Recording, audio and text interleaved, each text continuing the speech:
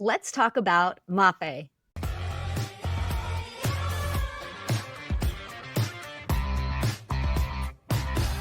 Welcome back to Sprung On Food. I'm your host, Kae Sprung. This season, we're talking about favorite foods, the history behind it, and the role it plays in the world today.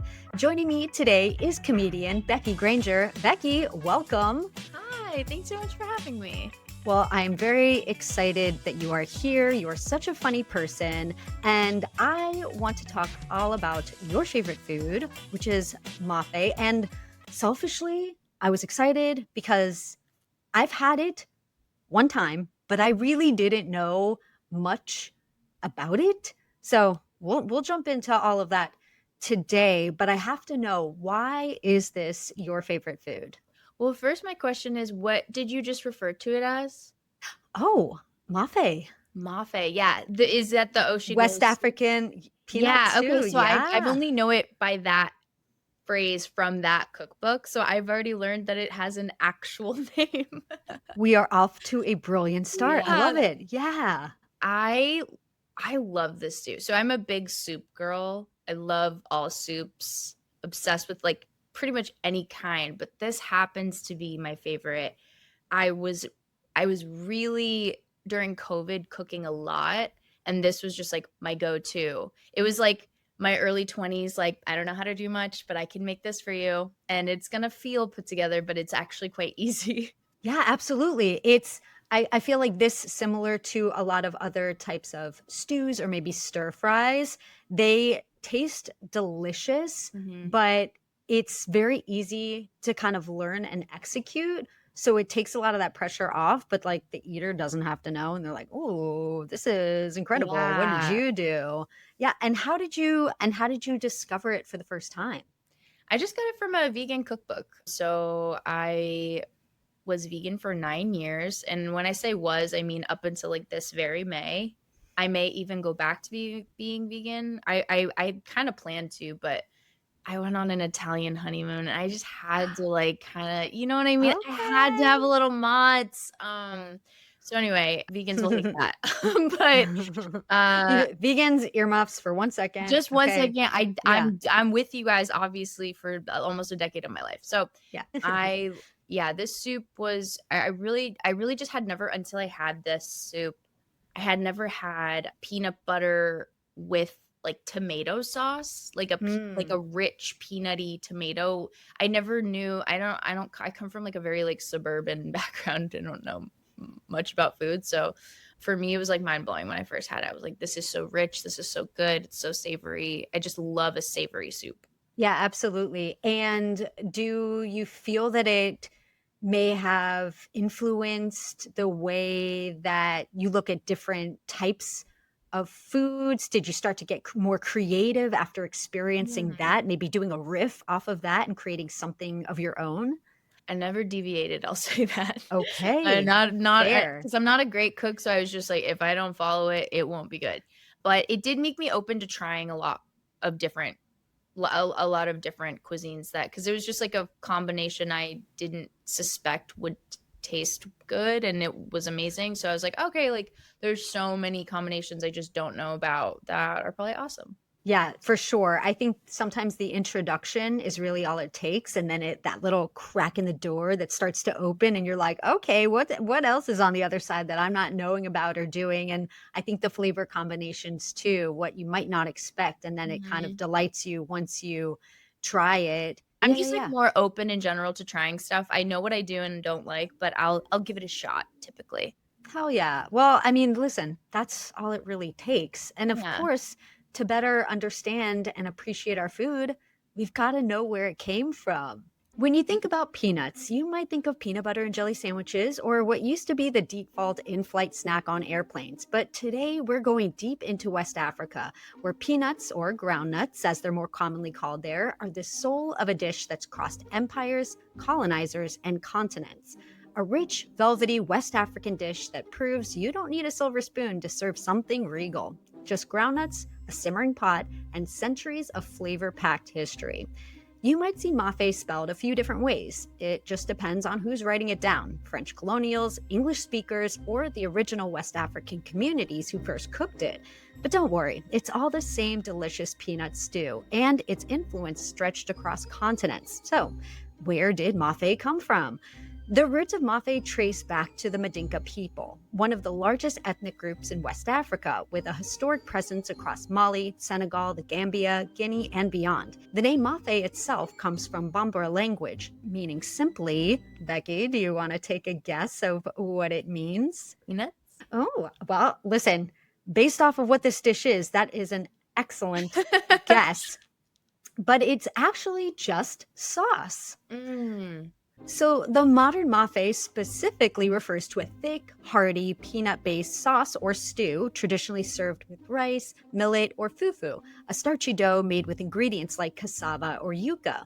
While the mighty Mali Empire of the 13th and 14th centuries laid the cultural groundwork for West African cuisine, where cooks crafted rich stews with native Bambara groundnuts, it wasn't until centuries later that peanuts took center stage, and Maafe, as we know it, was born. Why? Well, because peanuts aren't native to Africa. Wait, what? A dish so central to West African cuisine and its main ingredient is an import? Yeah. Becky, it's always fascinating to me that so many things that are a part of our lives might not be native at all to where we're from. Can you remember a time when you maybe went somewhere, a different city, a different country, and you discovered a new food item or just something in general for the first time and it kind of blew your mind?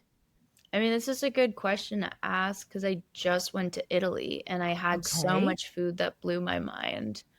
I think I was most mind blown by the quality of the vegetables. Like, I remember eating a Hmm. carrot there and being like, yo, they taste different over here. Like, they were just Okay. so good. And the tomatoes were so good.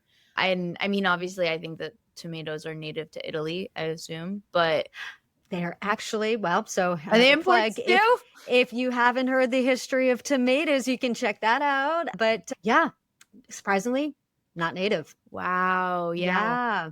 Mm-hmm. Yeah, I don't know. I guess I haven't traveled much to be fair, but so I can't think of like a cuisine that blew my mind besides pasta alla norma, which was Okay. really good. And it actually made me like eggplants because I didn't like them before. Oh, I like In that. A Sicily, yeah. gateway into a newfound love for eggplants through Yeah. the dish. So it was so good. Yeah. Because I love zucchini. So I always didn't understand why I didn't like eggplants, but I just felt like they were cooked differently, or I don't know. They just always came out different when I was eating them. But in this dish, they're deep fried. I tried to make it Ah, at home actually when I got back from Italy, and it was just okay.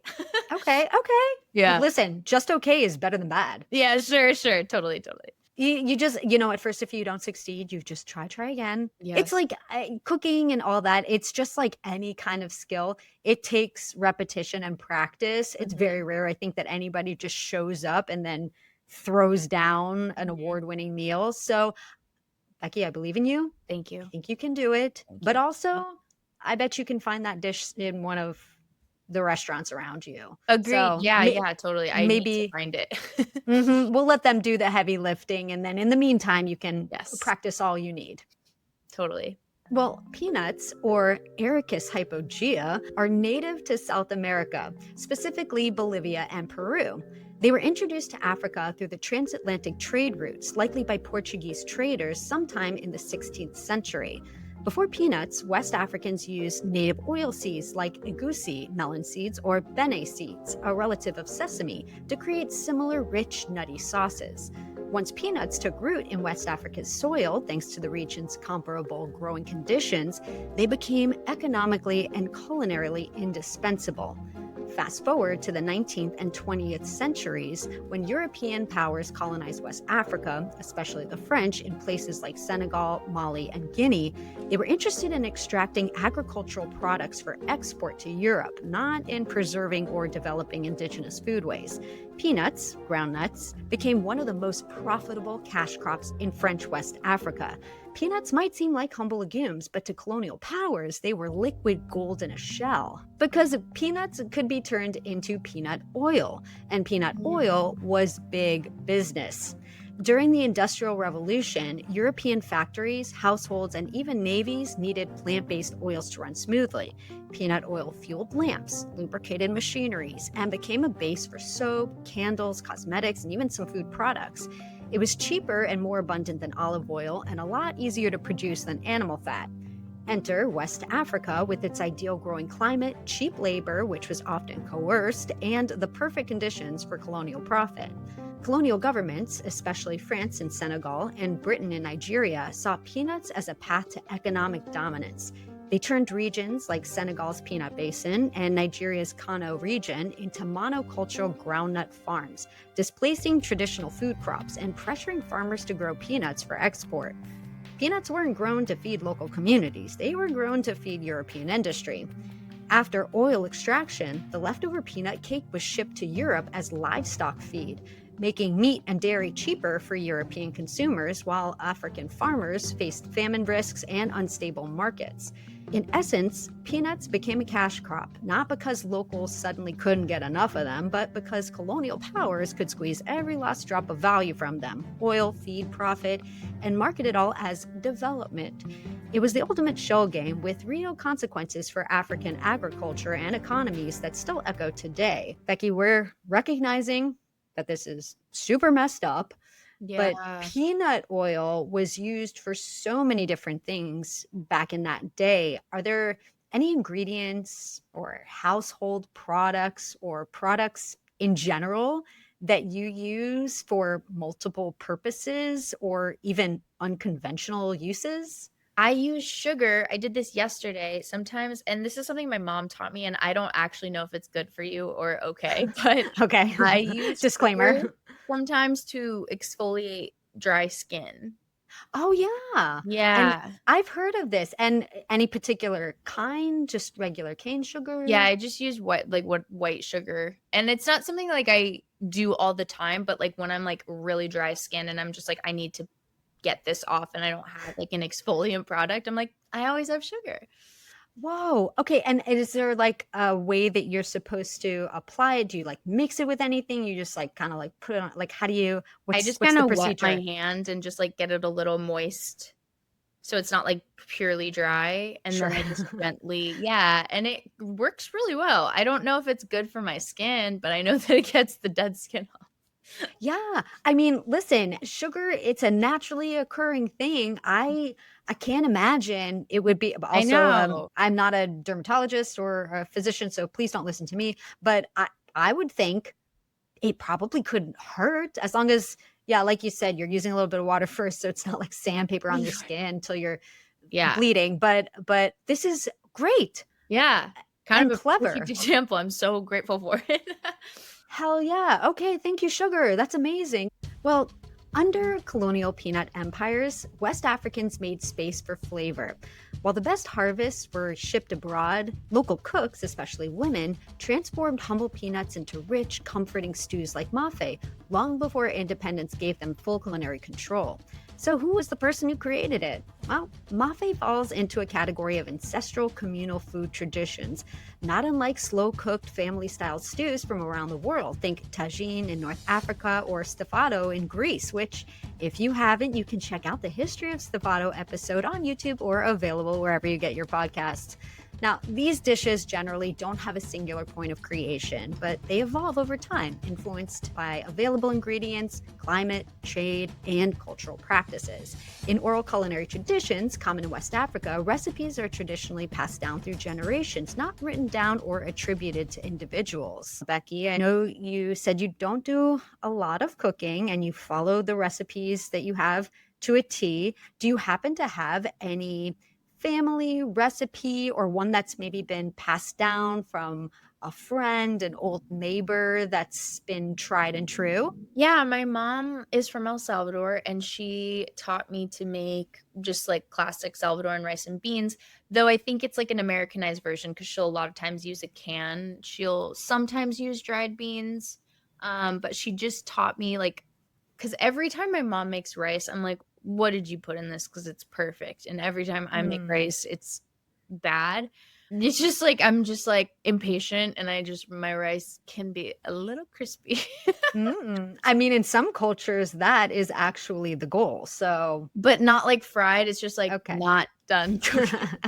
It's just dry. It's Okay. just fried. So my mom, yeah, it's tell me to do like chop up white onion, season it with a little salt, a little bit of garlic, olive oil, let it cook until they're translucent, put the beans on there, leave the water from the can.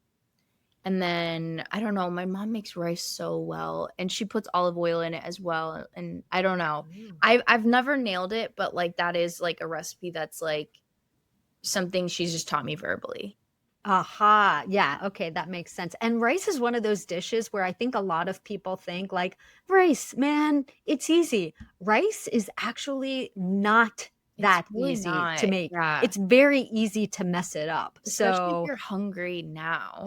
yes, it's not the kind of food that you like want if you need something instant. And then sometimes debatable whether making it in advance and doing the reheat thing is just as good, probably not. But yeah, it's you have to have that foresight. Like, I'm gonna You make this do. now while you're eating a snack, maybe, and Yeah, then by the time it's done, exactly. And it's like I don't have that foresight, so I just kind of go mm, home and eat it when it's made for me. listen. There you go. And I think probably too, I can't speak for your mom, but I think a lot of times too, when maybe a parent or a loved one knows that they make something that we just adore that they make, it makes them Mhm, feel like very special and appreciated. totally. So maybe we'll just let mom take care of that, and then you Yeah, can reap the yeah. benefits anytime you're with her. So It's always it's there every time I'm uh-huh. home. But it's Oh, always there in general. Like I've never gone home and it's not made. It's just like it was just always we always had rice and beans available at every good point of the day just because it was just like it's like having bread in the house almost for us. mhm. Yeah. Yeah. I should have eaten before I recorded this podcast because I Oh really no. want that Okay. right now. Well, reminder to everybody, call your mom, Yeah, you say gotta hello, call your and mom. then and tell her you'll be over shortly or buying a plane ticket soon.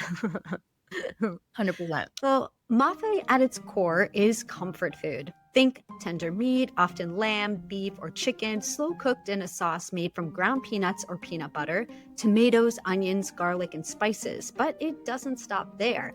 They're regional versions that reflect local tastes and available ingredients.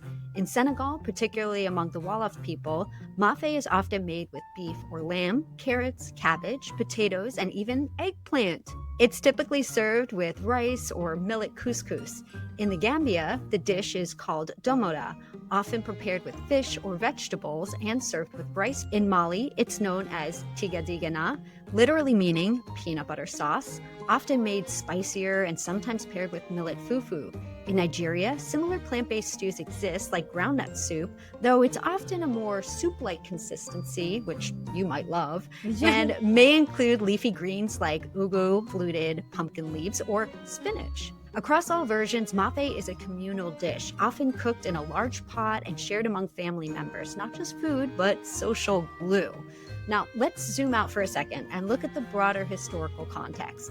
As peanuts became a cash crop under colonial rule, mafe became a symbol of resilience, a dish born out of adaptation and resourcefulness. Peanuts were cheap, plentiful, and nutritious.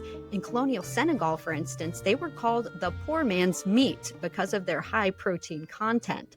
Becky, that's a great phrase, the poor man's meat. If you had to come up with an alternative tagline for peanuts, what might it be?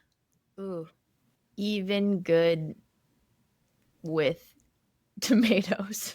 Hell yes. Because I always had it sweet, I've always had that's why this dish is so good to me because I've always only had it in sweet things. So for me, it being savory, because I'm a savory girl. I Mm. like sweet stuff a little bit, but for me, I'll always have a savory thing over a sweet thing. So there's just like I don't know. This is the best soup of all time. I don't think I've said that yet. It's so good. I love it Yeah. so much. Yes, I know, and now I'm very inspired to make some or I have know, it me too. find it on my own. Yeah, because I have, like I said, only had it the one time and it was fantastic. And it is something that is so delicious and satisfying and comforting that it's Mhm. like, "Oh, why don't I want that all the time?" So I know. I kind of forgot about it. Like when you asked what my favorite was, I was like, that is my favorite. I'm so mad I haven't made it in so long. And every time I have it, like I could have it in 90-degree heat and I would still like I'll sit in front of the AC and eat that. they Sorry. do say, again, not a medical professional, but they do say that drinking or eating warm liquids while it is hot helps regulate your body temperature as Whoa. opposed to like chugging lots of cold water, almost like Interesting. counterintuitive. So, like, all we got to do is start slamming some hot stews and soups, and we're going to be all right. This is like the first summer I haven't done that. I'm famous Listen, for eating hot soup all summer. The only reason I haven't is because I haven't been cooking like at all. But like when I do, it's because soups are so much easier than like other dishes. I feel I don't know if that's mm, true, but that's how I feel. yeah, the one pot experience, it feels very accessible and Yeah, very like, "Oh, I said it, and then I either semi forget it, or I just Mhm. kinda, like, let it do its thing for a minute," and you Yeah, don't really have to be doing a million other things while it's coo you yeah. let it simmer, you let it marinate, you let it do its Especially if thing. it's just vegetables for me, like being vegan, because you're not worried if it's gonna like kill you. Well, right, you don't have to Yeah, worry, did this cook long enough? yeah, Did yeah. am I gonna get, like, E. coli or whatever, botulism? I don't know, but yeah, no, totally, so there is yeah, there is that if you do make it vegan or vegetarian, there is that level of you're rest assured, like, Exactly, yeah, whatever happens, I'm right. probably gonna be fine. And I Yeah. know that there was, like, a lettuce thing with Chipotle, like, that does happen, but it's less Yes. common. Yes, and I think especially too if you're cooking it rather than eating it raw, so Yeah, even if you're getting it to some temp, right, better than nothing, right? exactly. Again, not a medical professional, so do with that what you will, but I think it's fine. Give it a whirl, see what happens. Yeah. Well, Maafe also traveled. During transatlantic slave trade, enslaved Africans brought cooking traditions with them to the Americas. While peanuts arrived through trade, African cooking techniques using ground seeds and nuts were applied to local ingredients, influencing dishes like Brazilian vatapá or Haitian sauce d'arachide, culinary cousins to Maafe. In the 20th and 21st centuries, West African immigrants brought Maafe with them to North America and Europe, especially France, where large Senegalese and Malian communities popularized it. Today, you can find Maafe on menus in Paris, London, New York, and beyond, sometimes with modern twists like vegan Maafe with sweet potatoes or chickpeas. Today, Maafe is a cultural emblem, a marker of identity for many West Africans, and a gateway dish for those outside the region to explore West African cuisine.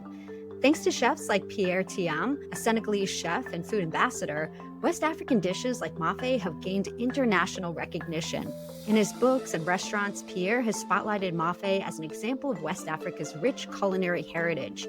And in the diaspora, Maafe often serves as a nostalgic reminder of home, a taste of family gatherings, celebrations, or just weeknight comfort food. So, Maafe is a humble and hearty dish, but rich in history and flavor. It tells the story of trade, adaptation, colonialism, migration, and most of all, community.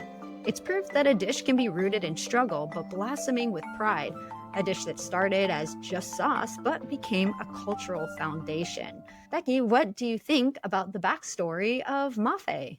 Well, I always knew that this likely white, likely blonde vegan who wrote the Ocean Glows cookbook probably didn't know the whole story behind it, and I always knew that that was really funny that that was the only version of it that I'd ever had, and, like, it's really actually genuinely cool to hear about what it actually is, 'cause I bet I'm eating a gentrified version of this soup, so it would be very cool to have it in its more authentic form from an authentic West African cook of some kind. That'd be so cool. And I knew that there was like a lot of it's so funny. Like even when I made the soup, I always remember being like, this girl doesn't know anything about because it's like Oh her no. just like gorgeous with her little like like wooden spoon. And I'm like, you don't know anything about West Africa. But so it's really cool to hear about it. And it's honestly just made me want to have it so bad. yeah, if nothing else, maybe it's, yeah, that drive to find it out in the wild for sure, or Yeah. just make it again, knowing kind of the backstory of it. And to the defense of the cookbook author, she may She know. may know. We don't know. I mean, I didn't talk to her, so I don't know. Maybe you did, but we don't know. But I think the silver lining, if nothing else, is that in whatever way that she brought it into her book, it brought it to you. Yeah. And if you may not have discovered it sooner or Mhm. perhaps otherwise, at least it was that introduction to Yeah. kind of, open that window and open up to the other possibilities of Mafe and maybe other versions of it, or just trying it somewhere else perhaps and seeing how they do it. It may be very similar, maybe totally different. Yeah. Only one way to find out. I mean, and also no shade to her, more shade to me, because that's the only version of it that I've tried. So it's like it's exciting to think about having a more, I guess, authentic potentially version. Because also I'm having a vegan version of it. Maybe there's some like authentic vegan versions, but usually it's not, I imagine. So it would be cool to try it. Exactly. Yeah. So there very well may be opportunity places out there, or, maybe you put your own spin on it, or, I think it's just appreciating the dish, the core of it, and then creating those little freedoms in it to make it something enjoyable that you really like. So that's where you can kind of put your own pizzazz on it. Yeah, totally. I love to stuff it with a ton of like kale. I don't know how much kale they Okay. actually put in it. I do, I put the chickpeas in it, but I love a really, really leafy soup. I don't know how Yeah. much they put in there, but I love it. There is that version with spinach or the pumpkin leaf, so Mhm. totally. And I Yeah. mean, you eat which one that you prefer. You don't If you don't love spinach, nobody's strong-arming you to eat spinach. So if you like the kale, you use the kale. Mhm. Well, while there may not be many splashy moments for Mafe in pop culture yet, you can see it appear in the 2016 NBC series The Good Place, Season 1, Episode 4, where the character Chitty's favorite food is explicitly noted as his grandmother's Mafe. The Mm. detail appears in the episode where characters are served their favorite meals.